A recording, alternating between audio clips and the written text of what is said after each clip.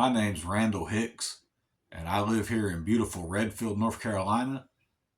And I'm going to become a monster hunter locally. Um, kind of have the opportunity now that I lost my job. I was working security, and they had me catching people smoking in the bathrooms because that wasn't allowed there. They told me they thought this guy was playing on his phone and not going. So I went in there after about 10 minutes after him, burst down the door, wrestled him off the toilet, and saw nothing was in there. Well, they called me to HR and I gave them my report, and they told me that what I did was uncalled for and I was the bad guy. Now, I'm just waiting until they realize they're wrong once it gets to the higher levels. But, once they see what I really did was went above and beyond, they'll probably give me an award or something, so that'll be nice. I do have to find out some ways to make money, though, because kind of tired of the regular working life, so I'm going to do some odd jobs or whatever I can do. Because, I really want to keep the streets safe, and especially my local neighborhood from monsters. The funny thing about that, the whole bathroom incident, is you've heard the absence of evidence isn't the evidence of absence. But in this case, the absence of evidence was kind of the evidence. And that's what I've been trying to explain to them, but we'll wait on that later. I'm Harold Palms, private investigator. But don't let him fool you. We call him Harry. And we're monster hunters. Now, I want you to know I don't really read the comments as we do this series. I call it the L Files because there are internet trolls, unfortunately. And, we look for real trolls, not the kind that just leave comments. And plus, none of them are original. I can already hear the comments. Oh, L Files, what are you guys, losers? I can assure you, we are not losers.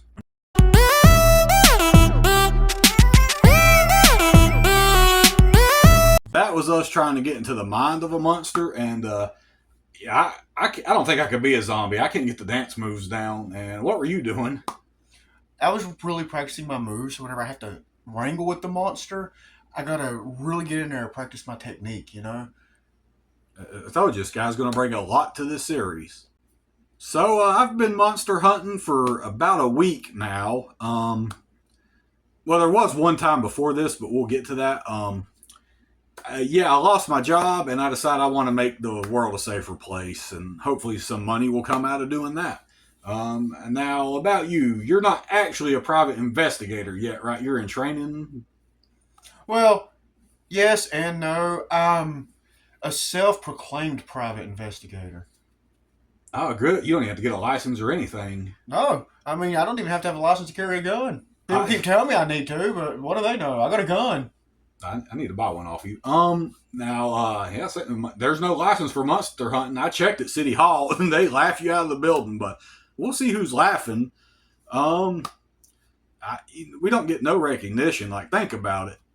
Have you seen any vampires lately? But not one statue to a vampire hunter has been put up. And we should be putting, statues up to vampire hunters instead of tearing those ones down. Like, they say vampires can't even see themselves in the mirror. If they can't see themselves, then who are we to say we can't see them? I've heard that's kind of a myth or something about the mirrors, but we'll get into that later. Now, like I said, we need to put up statues and not tear any down. Like whatever happened in Charleston a few years ago. I don't remember. You were there, weren't you? No, I don't know what you're talking about. That was someone completely different. I've never been in Charleston. Oh, I thought you were. Well, anyway, I will say we did work together a couple days ago before we realized that apparently it's not a true story. We went to Maryland looking for a witch after we saw this documentary, or they claimed it was a documentary, but we found out later it wasn't. And people shouldn't make fake documentaries. That irritates me because we really thought it was real. But, at the end of the day, I just don't think witches are monsters. Like, maybe they consort with monsters, but I don't feel like they really are monsters. But we got a little bit of footage of that trip I'll show you in a minute. Where's the map? You wanted to go to Taco Bell before we came out here. Now, let me tell you something. We didn't bring any toilet paper, so what do you think? Oh, my God. I am going to kill you. Hold on. What? What is it? I think I see a house. So we found the house, and then from the house, we just took the road back to the main highway. And I don't know why the people in that movie didn't do that.